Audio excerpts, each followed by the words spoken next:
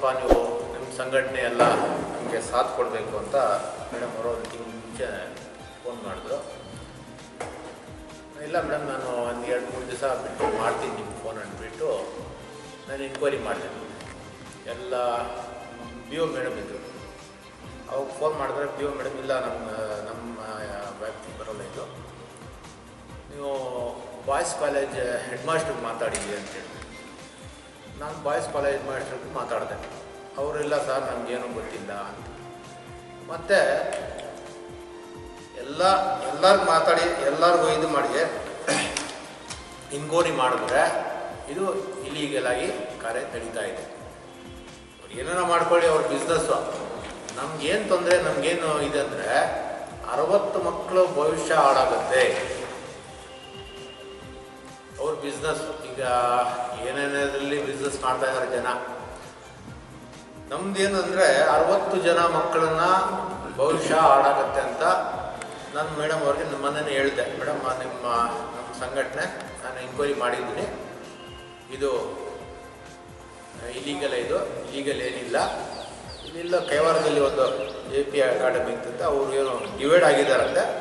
ಇಲ್ಲಿ ಅವ್ರು ಬಂದು ನಡೀತಾ ಇದ್ದಾರೆ, ಅವ್ರು ಬಂದು ಇಲ್ಲಿ ಬಿಲ್ಡಿಂಗ್ ತೊಗೊಂಡು ಇದು ಮಾಡ್ತಾ ಇದ್ದಾರಂತೆ. ನಾವು ನಮ್ಮ ಸಂಘಟನೆ ನಿಮ್ಮ ಪರವಾಗಿ ಇರ್ತೀವಿ ಅಂತ ಹೇಳಿದ್ವಿ. ನಮಗೆ ಅರ್ಧನೇ ಗೊತ್ತಾಗಿರುತ್ತೆ, ಇನ್ನು ಅರ್ಧ ನಾವು ಎಲ್ಲ ಪ್ರಯತ್ನ ಮಾಡಿಕೊಂಡು ನಮ್ಮ ಸಂಘಟನೆಯಿಂದಾನೇ ನಾವು ನಿಮಗೆ ಒಂದು 2-3 ದಿವಸ ಇಲ್ಲಿ ನಾವು ನಮ್ಮ ಸಂಘಟನೆಯಿಂದ ಪರ್ಸೆಂಟ್ ನಾವು ಮಾಡ್ತೀವಿ. ಇನ್ನೂ ಅರ್ಧನೇ ಗೊತ್ತಾಗಿರೋದಕ್ಕೆ ಇನ್ನೂ ಅರ್ಧ ಗೊತ್ತಾಗಬೇಕು. ನಾವು ಇನ್ನೂ ಇನ್ಕ್ವೈರಿ ಮಾಡ್ತಾನೆ ಇದ್ದೀವಿ. ಏನಂದರೆ ನಮಗೆ ಒಂದು ನೋವಾಯ್ತು. ನಾನು ಹೋಗಿ ನೋಡಿದೆ ಕಾಲೇಜು ಮೇಡಮ್ ಹೇಳ್ದಂಗೆ ಕಾಲೇಜ್ ಕಟ್ಟಬೇಕಂದ್ರೆ ಕಾಲೇಜ್ ಪರ್ಮಿಷನ್ ತೊಗೋಬೇಕಂದ್ರೆ 2 ಎಕರೆ ಇರಬೇಕು. ಆರೋಗ್ಯ ಇಲಾಖೆಯಿಂದ ಹಿಡಿದು RTO ಎಲ್ಲ ಇಲಾಖೆಯವ್ರದ್ದು ಪರ್ಮಿಷನ್ ತೊಗೋಬೇಕು.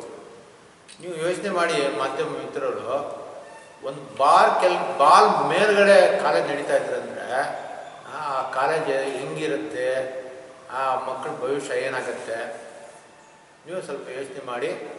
ದಯವಿಟ್ಟು ಈ ಮಾತನ್ನು, ಈ ನಮ್ಮ ಸಂಘಟನೆಯವರು, ನಮ್ಮ ಮೇಡಮ್ ಅವರು ತಿಳಿಸಿರೋದು ಮಾತನ್ನು ಪೋಷಕರು, ಯಾವ ತಂದೆ ತಾಯಿ ಯಾರಿದ್ದಾರೆ ಅವ್ರಿಗೆ ನಾವು ಹೇಳ್ತೀವಿ. ಇಂಥ ಕಾಲೇಜ್ಗಳನ್ನು ಕಳಿಸೋ ಬದಲು ನೀವು ಮನೆಯಲ್ಲಿ ಇಟ್ಕೊಳ್ಳೋದು ಒಳ್ಳೆಯದು. ಯಾಕಂದರೆ ನಾಳೆ ಮುಂದ್ಗಡೆ ಪಕ್ಕದಲ್ಲಿ ನೀವು ಕಾಲೇಜ್ ನಡೀತಾ ಇದ್ದೀರ ಅಂದರೆ ನೀವು ಸ್ವಲ್ಪ ಯೋಚನೆ ಮಾಡಬೇಕು. ನಮಗೆ ಅರ್ಧನೇ ಗೊತ್ತಾಗಿರೋದು ಈ ಕಾಲೇಜ್ ಬಗ್ಗೆ. ನಾವು ಎನ್ಕ್ವೈರಿ ಮಾಡ್ತಾನೆ ಇದ್ದೀವಿ. ಮೇಡಮ್ ನಮ್ಮ 1 ತಿಂಗಳ ಮುಂಚೆ ಆಯಿತು ಮೇಡಮ್, ನಮಗೆ ರಂಜಾನ್ ಇದೆ, ಬಟ್ ಇನ್ನೊಂದೇನೆಂದರೆ ಎಕ್ಸಾಮ್ ನಡೀತಾ ಇದೆ. ನಾವೆಲ್ಲ ಮುಗಿಸ್ಕೊಂಡು ನಾವು ಎನ್ಕ್ವೈರಿ ಇನ್ನೂ ಅರ್ಧ ಮಾಡಬೇಕಾಗಿದೆ. ಮಾಡಿಬಿಟ್ಟು ನಾವು ಟಿಪ್ಪು ಸೆಕ್ಯುಲರ್ ಸೇನಾ ಅವರು ಮಾತ್ರ ನಿಮ್ಮ ಪರ್ಸ್ಪೆಕ್ಟ್ ಕಂಡು ಈ ವಿಚಾರ ಮಾತಾಡ್ತೀವಿ ಎಲ್ಲರಿಗೂ.